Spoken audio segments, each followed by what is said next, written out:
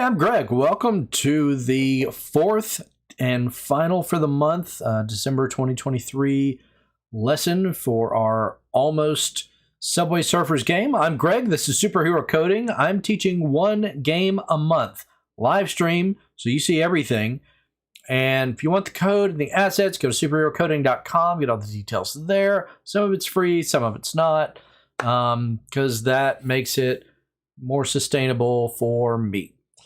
So hopefully, but you're free to follow along with these lessons. They're not going anywhere. Superherocoding.com. For now, we're going to pick up where we left off last time. And today we're going to clean things up a little bit. So there's a lot of different things we could do. With only about 4 hours per game, there's only so much you can really do. There's a lot of stuff I want to do to this, and I might get to some extra lessons later on that the people who pay get extra stuff, clean this up a little more and turn it into closer to a real game. But I think for now, I want to take what's there and polish it up a little bit. So if we look at the game itself, by going here, and make sure I still got audio. Yep. So this is where we left off last time. So we've got a game. It is a game. It's not bad. We can move around. We can jump. So that barrier is a little too low. That's a problem I'm going to fix. Right now, we can still move forward. We can still move off the grid and fall off. That's a problem I'm going to fix today. I think by jumping, I'm just going to make the barrier a little bit lower. I don't think we're going to have time to restrict, because right now you can still just jump as much as you'd like.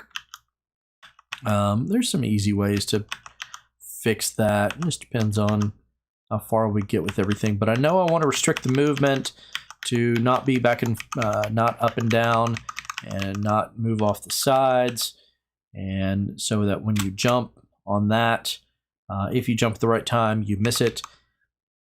I think maybe if you hit the red thing, or, well, any of the red things, game over scene would also be good. Displaying a score would be good, but I'm probably not going to make all these things happen in the next 45 minutes to an hour. So with all that in mind, let's go ahead and start coding. So if you've watched these, you know I like to keep incremental saves so we can kind of go back and see where we started. And we get different versions, different scenes. I like that. So I'm going to click the last one and Control D on a PC and Command D on a Mac. Rename number 8 to number 9. Double click on that. And then we are here. So it's duplicate of the last scene. And we'll start working from there. So let's see. I think let's work on the player movement first. Now, I could fix the jump by, if I just hit play and I watch. So we've got an is jumping field there that I could tag.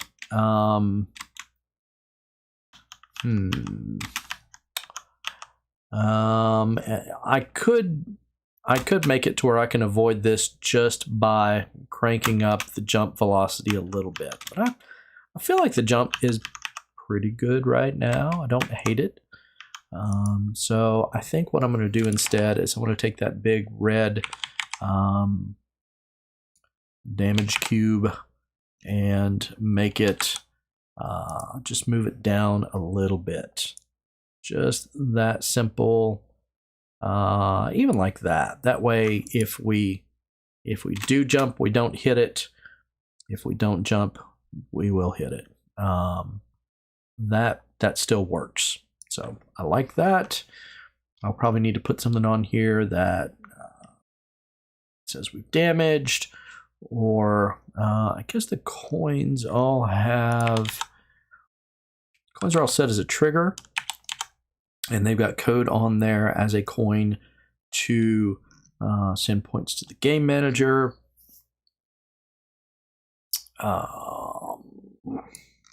And I could manage most of the stuff that I want to do in most of an hour. I wasn't explaining everything as I went, but we'll see how far we can go. So the damage cube I like. I think it ought to have, probably ought to have like a game over message. All right, so I'm going to try to restrict player movement, show the score, and a game over message, and those will be done through the game manager. Let's do that. So we're going to start with, I'm going to create a new script called damage player. All right, double click that, open that up.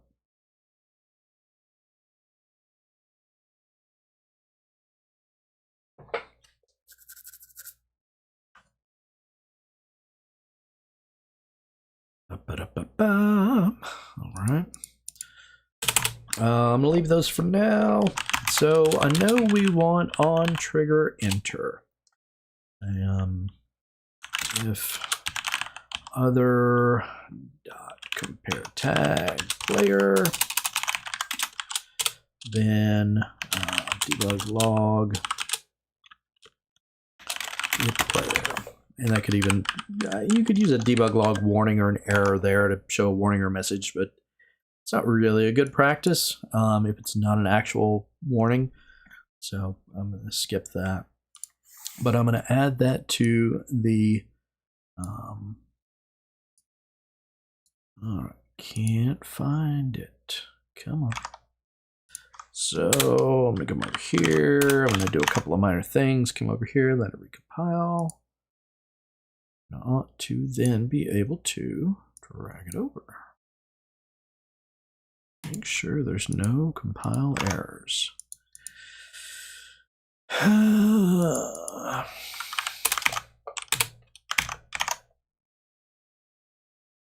right, let's check our. Hey, we want to check build settings. We want to add the open scene.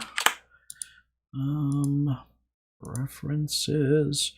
Every once in a while, project settings. Every once in a while, this play mode option, having that checked and the other two unchecked, will come back to bite you because it doesn't reload everything like it should.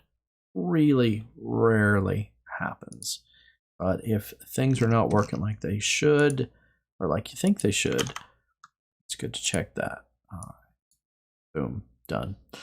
And then on the damage spheres, I want that, and I want to, I guess I'll leave it on for the moment because we're testing. So here I should say, no, did I not?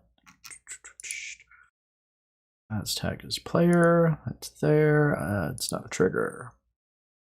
That needs to be a trigger, and these three need to be set as triggers now. Bam, we hit the player. Great. All right, so we also need a reference to the game manager, just like the coin script, except there's not going to be tons and tons of these, so I'm just going to put it in as a public. Why is it a public and not a serialized variable, Greg, you might ask? Well, I already covered that in great detail. Short version is, if you haven't watched the other videos, is that if you're a lone coder, especially if you're starting out, public variables, it doesn't matter. Public versus serialized, it's fine. It just is. So I've got those three in that. They're all looking for a game manager. I'm going to drag that game manager in there. So the game manager is going to need some extra stuff too. It's going to need a UI stuff. So now that we've got the red thing, all the red things hitting the players, and just wait for one of the spheres to pop up. Make sure it says we hit a player. We hit the player. Great. So that works. And yep, we hit the player. So you can always type over here to filter player. Yeah, lots of hitting the player happening. All right. So that's good. What we want to do is, I think I'm going to put the score, and I'm going to do lives. Lives are slightly more complicated, not really, but a little bit. Just going to put up a score and end of game, restart game that'll reload the scene, which is why we added it to the build settings. So to add a UI, you go to Game Object UI, and you just put in whatever it is that you want to start adding. So Text Mesh Pro, that's going to be our score. It's going to say, hey, you need to import the TMP Essentials. So click that so it's happy.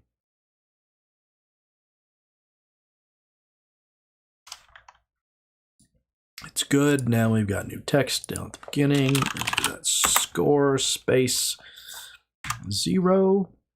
I'm going to click this. Then I'm going to hold down Alt to also set the position and click that.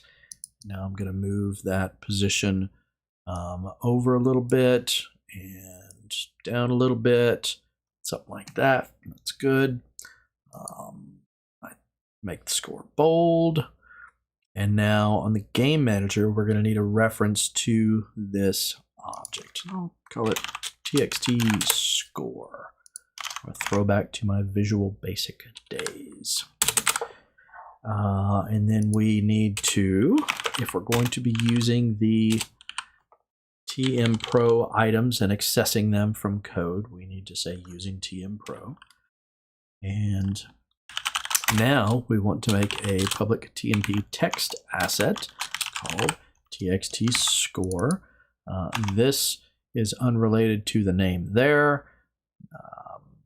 It's just coincidence, but that's just, I like to give them names that in some cases that reflect the kind of variable, so I know what that is. So now all we need to do here is inside of add to score, which keeps up with all the score, we're going to say txt score.text equals score colon space to be consistent with how we start the game, and current score dot to string, because current score is an integer, it needs to be converted to a string to display. Hop back over here. Let's try that. And now as I hit the coins, as we get, got to drag that in first. Now the game manager has a reference to the score. Now as that, there's our score going up. 1, 2, 3, 4, 5. Hey, we hit the player. We hit the player. So that's still filtering through. So what we don't really need anymore is this current score is this, current score is that. So I'm just going to put 2 slashes, comment out that whole line. Don't need that.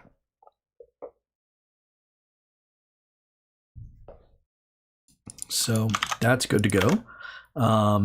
And now that we've got that there, now that we've got a canvas and a score in place, what we can do is we can add a game over screen.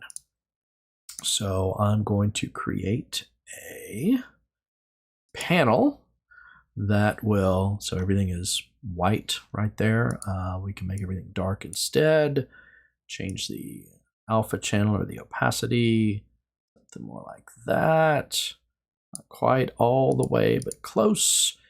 And I want to now add another, want to add text. It says game over. And I'm going to click this. I'm going to hold down Alt. I'm going to click that to center it and also set the position. Set it like that, set it like that. That's just setting the alignment to be centered, and you can make it a little bit bigger. It's fine. So if you run into this, the area of the text box is not big enough. So click your object there, move over to your scene, hit F to find it, and then I'm gonna just move that up, bump that over a little bit, something like that. Looks good.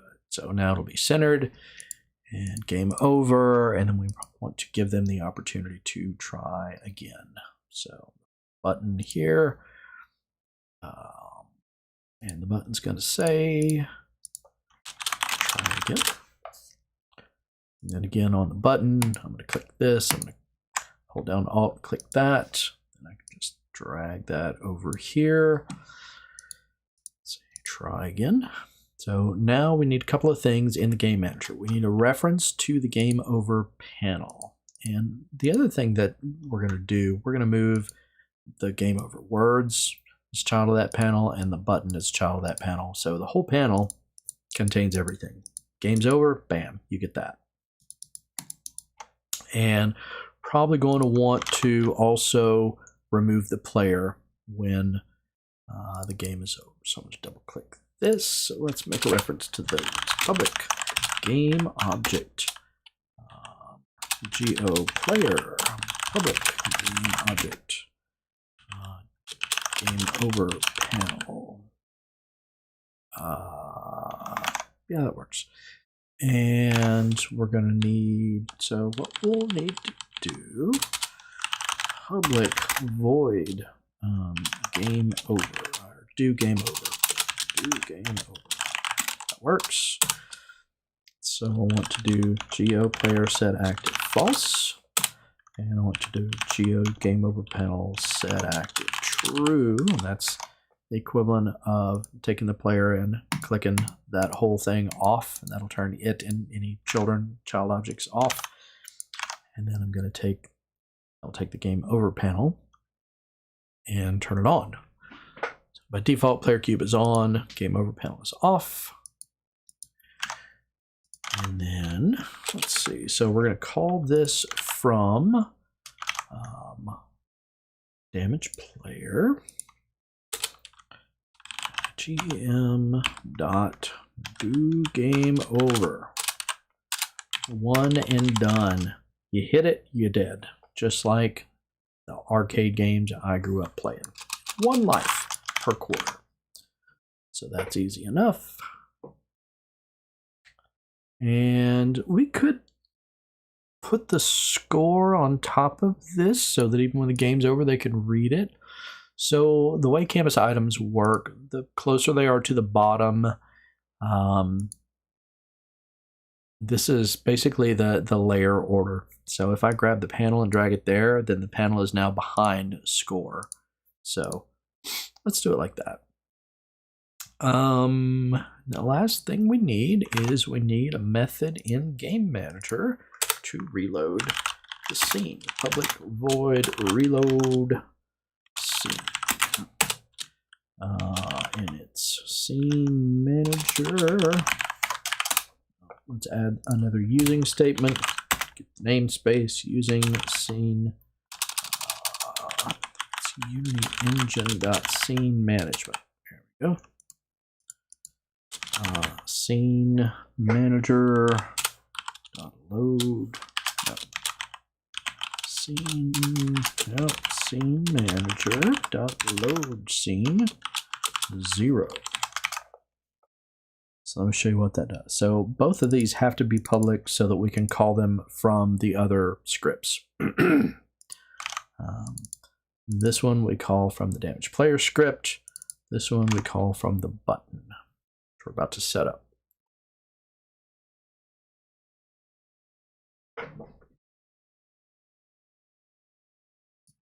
So here on the button, I'm going to, the on click list is empty.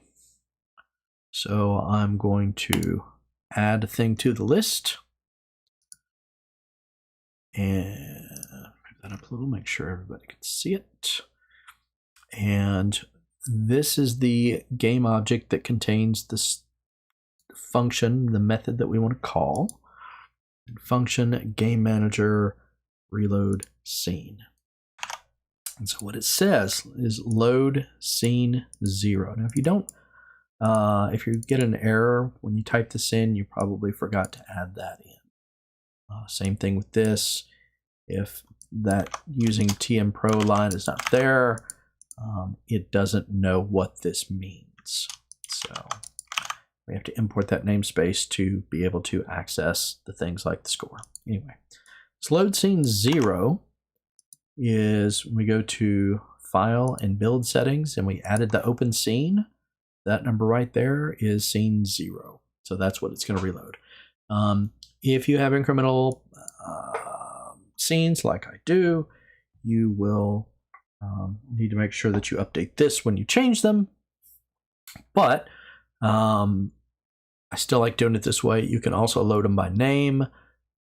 This is a simple way to do it.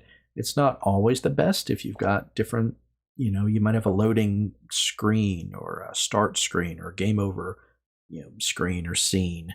And that could just be called your game over scene.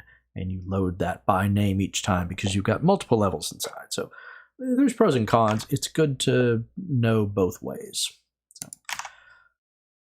All right, so game over player or GO player, the game object player. That's the player cube. GO as for game object game over panel. That would be this. And then you can even just call it the game over panel. Doesn't matter, but clean is good. So that's all on there. And does the button have the reference to the right thing? Looks like it does. All right. So turn that off. If I did my job correctly, when I hit play, we'll have a score. When I hit the barrier, the game over screen will pop up. My cube will go away. And it will say, try again. And you click that, and it will reload this scene just like it is. So let's try it. So here, I'm going to jump out of the way. Missed that barely. Don't have a lot of points. I'm going to get some points. I'm going to get some points. I'm going to run into this. Hey, game over. Try again. Yes, try again. So there. I do that. I do this. I do that. To do the other. And we miss. No, what? Oh, I think it flipped too quick. Yeah. So game over. Try again.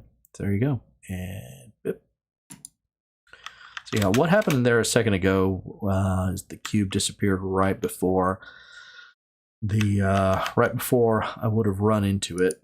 It'll be pretty rare. All right, so I like that. Don't like that you can jump forever. Don't like that you can move off the sides. But all in all, that is really not bad. I'd still like some kind of a cave or something up there. But, it's all right. All right. Pop in, check, see if we got anything. Don't. That's good. So, yeah, this is how it's going. I feel pretty good about this. Hopefully you feel pretty good about this. I'm already working on my plans for next month's game. Don't go anywhere. We're not done with this one. I think next month will be a Crossy Road game for January. I think that'll be good. So, all right. Digging back in. So let's tweak the players a little bit. Change move and jump. And move and jump is going to, we don't want them to move too far. If so what's good is we've got this X offset and we've got the current position. So what we do, we want to look at this and look at our player. And if our player is at X equals 2, we don't want them to go right anymore. If they're at X minus 2, we don't want them to go left anymore. So what we can do, so this is where we set the has moved. If, let's see, kerpos.x, we could do like an absolute thing, but that's fine, is greater than 1, or kerpos.x is less than -1. So the two pipe symbols there is an and. If it's less than 1 or it's greater than -1, no, it's greater than 1, or it's less than -1, then has moved equals false. And as for W and S, just comment those things out entirely. So that will restrict them moving forward and backwards. Forwards and backwards? I don't know.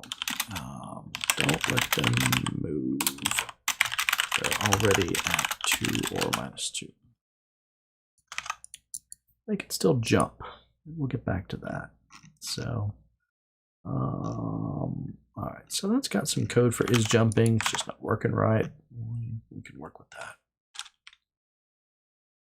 So we're back in here. I'm going to turn off the grid. I'm going to turn off that damage cube right here at the beginning so that we're not going to hit it as soon as we start. All right. All right. My code is broke. All right. Let's see. So I didn't think that through. Our pause is. Guess what we want to do is we actually need to check this. We don't want to do that with both of them or we're going to get stuck like we are. So,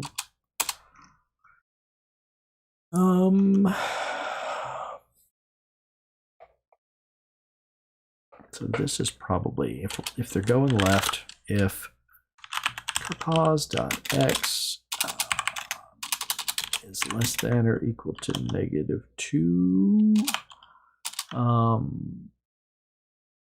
yeah, it's tricky when you're dealing with floating point stuff.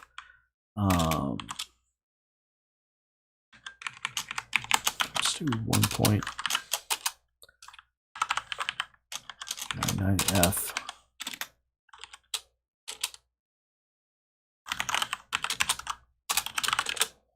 Not moving.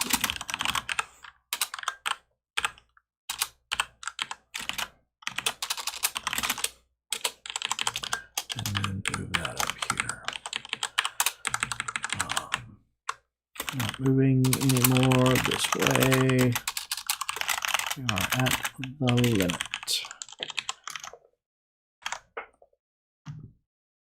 So that should prevent us from moving too far to the left.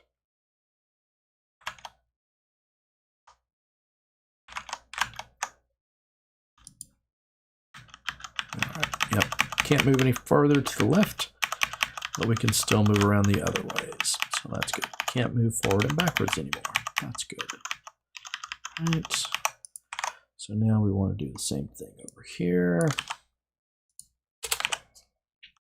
Pause x is bigger than that. Boom. Done. So it's easier to just do 1.99 or -1.99 because with floating points, pause x is never going to equal -2f because of the way floating point math's done. There's a math f, is approximately equal to function, but this is just easier. All right, so can't move too far that way, can't move too far that way. Otherwise, we're good to go. All right, so I like that. I want to jump. Let's see what's going on with the jump here. So it should be showing up that for in the air we are jumping. Try again. Go back to my player.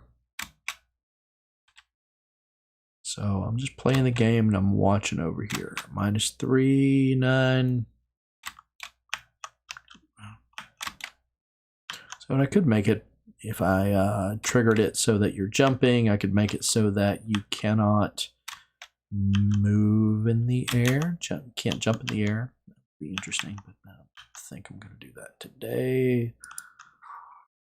So let's see here. Pause. Oh, that's not right. Because the pause y is like, it's always going to be negative 394. So let's say if it's less than negative 3.9, then they can jump. Let's try that.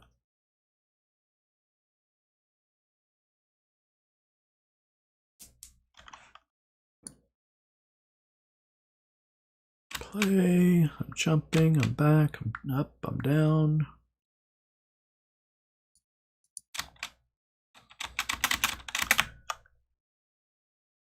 Yeah, I think that actually worked. So if I'm here, I can jump, otherwise I'm in the air. So that's good. Now I can jump, I can avoid those. I missed. Here, eating coins, be fun to make a little sound in there. A lot of my games don't have sound because I'm not a sound designer. A lot of my games have cubes. That's okay though. If you get a fun game, if you have a fun concept that's something different, you can attract the right people to make sounds and make music and make, you know, the other stuff that your game needs. You can figure out if it's fun just like this with cubes and spheres and primitives. That part's not important. Finding an artist is easy. Hiring an artist is easy versus getting a fun gameplay loop and making it something that's fun to play. Is this fun to play? Yeah. Would I play it for hours every day? No. But you know, it's a start. These are not supposed to be masterpieces, you know, and bestsellers. These are supposed to be simple games that we make and we finish in a few hours, so that you can make and finish in a few hours and know what you did and why you did it. That's why I'm making these tutorials. So I'm taking an hour out of my week every week to make these, to help people be able to bring ideas to life through making video games. So, that is not bad. Actually got a lot more done than I thought I would. So we've got a score, we've got a game over screen, we've got a reload game screen, we've got damage. You hit the barrier, you're done. What else do I want to put in here? I don't know. Guess I could put lives in here. You have 3 lives and you all 3 and you're done. We could do the raised lanes, because it's not really like Subway Surfer yet. If we had a raised lane, so if I take one of these and then I raise the lane up by, or even if I just scale this thing up by, you know, something, and then we sort of jump onto it and fall off of it. So that's kind of interesting. It's a little harder to see. Here, I'm there, I'm up on top, I'm up, I'm over. Don't hate it. Still kind of hard to see though, because when this is raised, the others are the same color, so we might have to change the color of the side lanes or something like that. All right, let's do it. So I'm going to take the green. I'm going to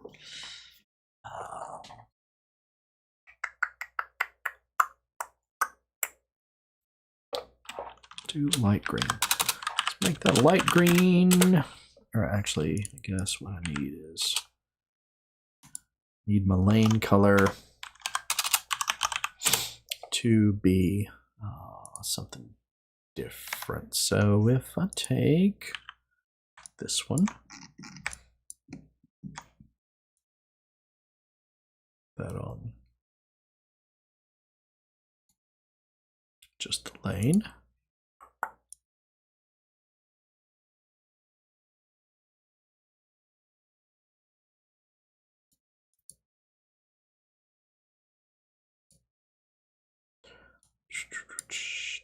for right and left.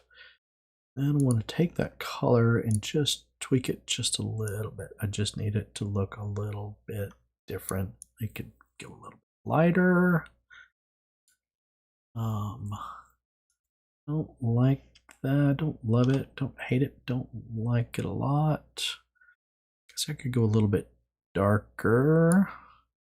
So the left lane and the right lane will always have that there. Let's try that. I'm just typing that in there to filter, click, shift click, and then drag that over. So now the side lanes different, so that if a center lane is wider,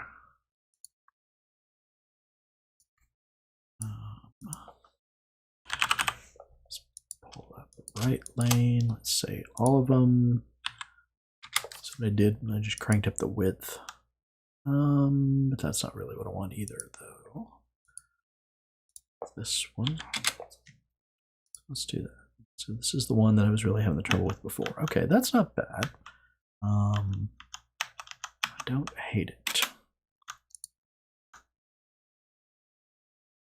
So what I could do,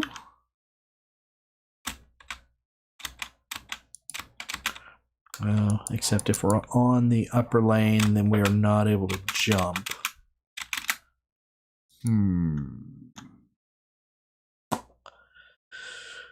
That complicates my life. Now I need to do like a ray cast to the ground. I can do all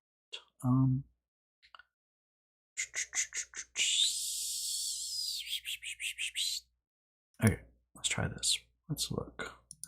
So the player is now minus 3, 4, 3. I could probably. So let's change the code. It's less than 3.3.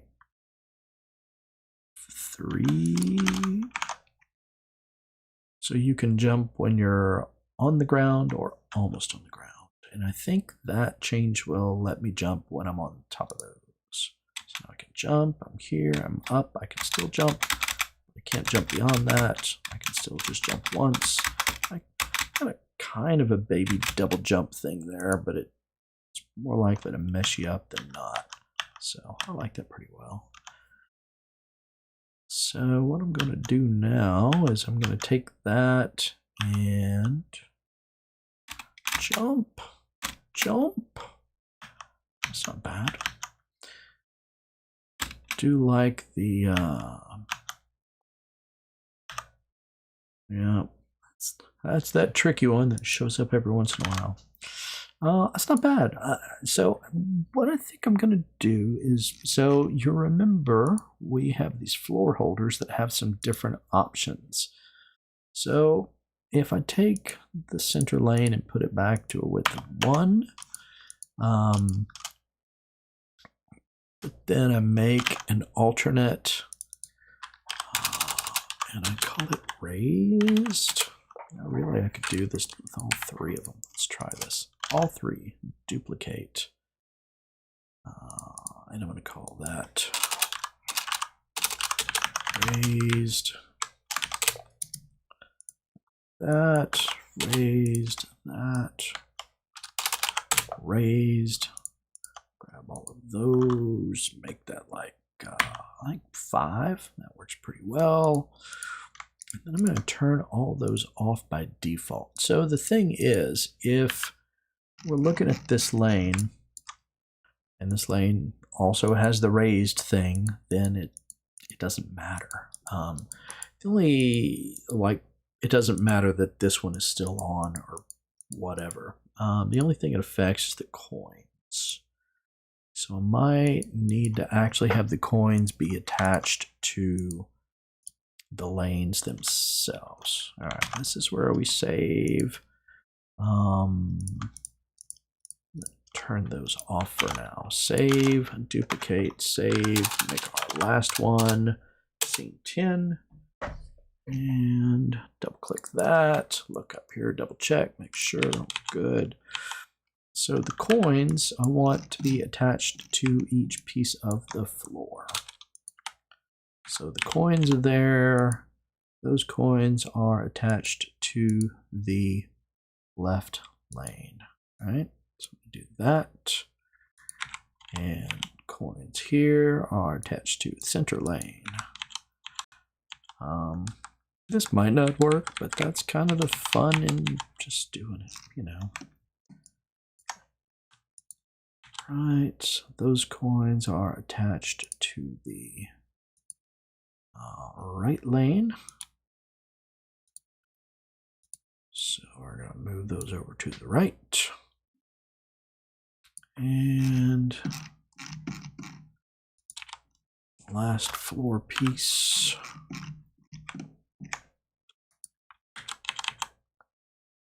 Those, and attach those to the left. And then those. Okay, so I want an option that is left raised. See the flaw in my plan. The flaw is that if this is on, it's gonna, so if I do that, well, that jacks that up fiercely. So I can move those out and move it up. But I kind of have to move it up enough that you can't see the others. I don't know if that's going to be too much. And move these to be there and moved up. This could be terrible. Oh, we'll find out. All right. So let's try that. And then these coins don't matter. This doesn't matter. This one, optimally, I'd have something that chose between the two and turned one on and one off. Don't have that. Not going to have time to build that.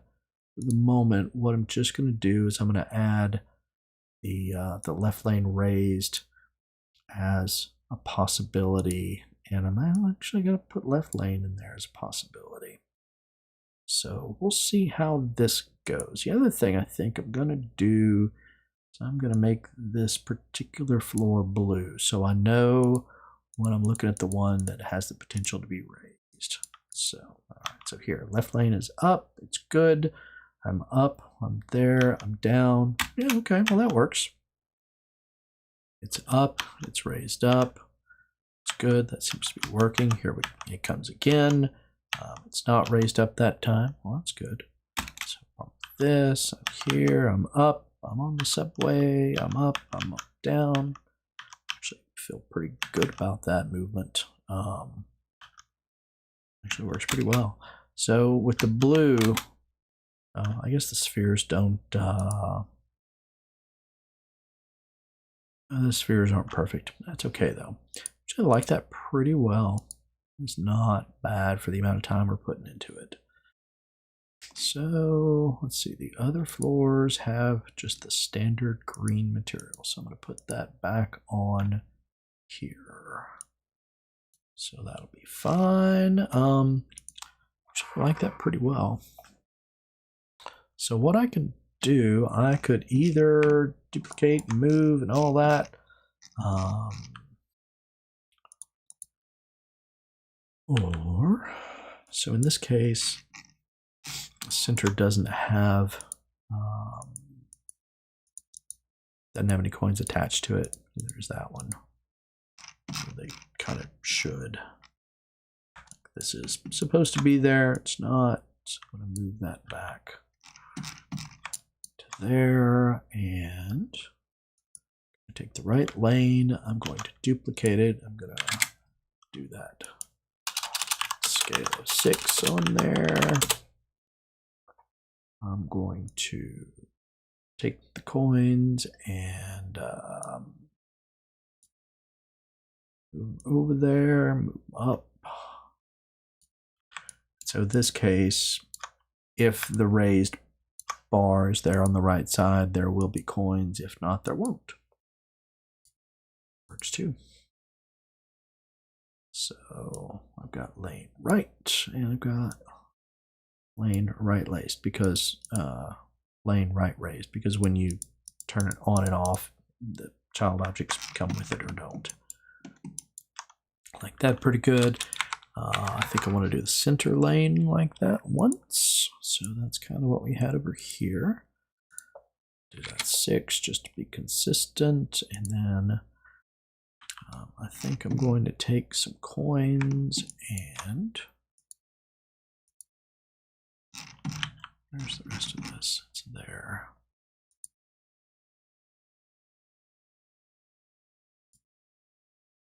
Here, there, should be 0 and move up a little bit and that to be part of that, and then set that to occasionally turn that on. Yep. All right. I'm pretty happy with that. Let's try all that madness. And good, that's good, that's good. Turn that off by default. All right, so here is, we're getting coins, we're getting coins, we're getting coins. We go up, we get coins, we drop, we got land shark, here, there. I think it'd be interesting to keep it from moving while it's, oh, there you go, land shark. So what I might do, I might move the spheres, the damage spheres up just a little bit, just so that they show up a little bit more, like that. That's not bad. So that way you'll see them better. Like that pretty well. Like that pretty well.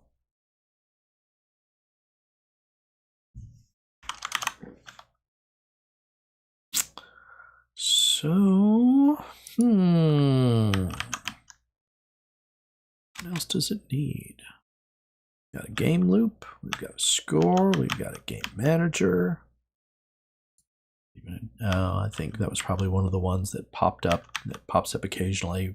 The sphere starts like right there. I do it long enough, we'll see it. The same one that disappears there will occasionally just start right there, I think. So we hit the player. And there's a thing you can do that is I'll just show. So if we say we hit the player, we can do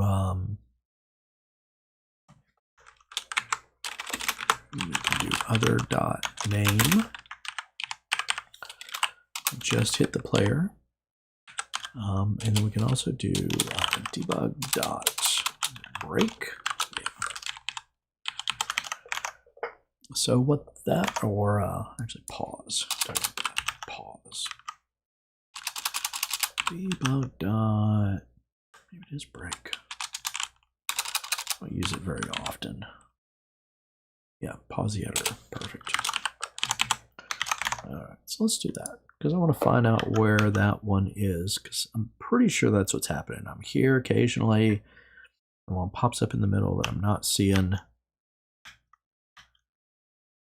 because it only happens when it's in the middle. So when we run into that,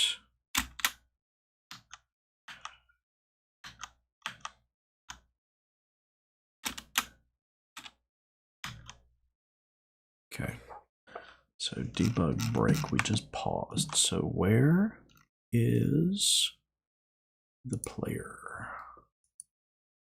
All right, so in that case, I hit that one.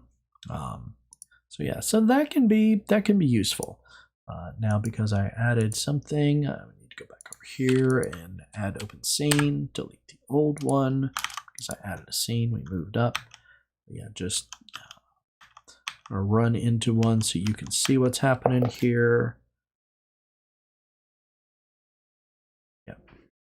And so it's paused, just like anything else, so I can still come back and turn that back on and go, oh yeah, okay, I see.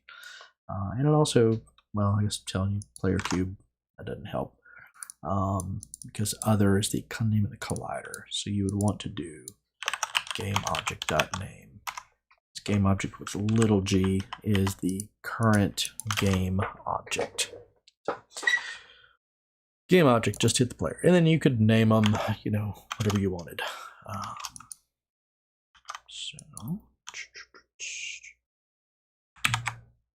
All right. I actually think that's pretty good. I think that that's a good place to stop. So thanks for following along. Superherocoding.com to get the code and the assets. Some of it's free, some of it's not. Videos will always be free. I want people to learn. I'm doing these so that you can learn one simple game a month in a few hours. It's complete. Is it super fancy? No. But, you know, is there enough here or in any of these that you could take it and make something else with it? Absolutely. You know, there's all kinds of different things you could do with this to make it more interesting. But we're not going to today. So I'm Greg, the creator of Superhero Coding. Thanks for watching. Catch you next time.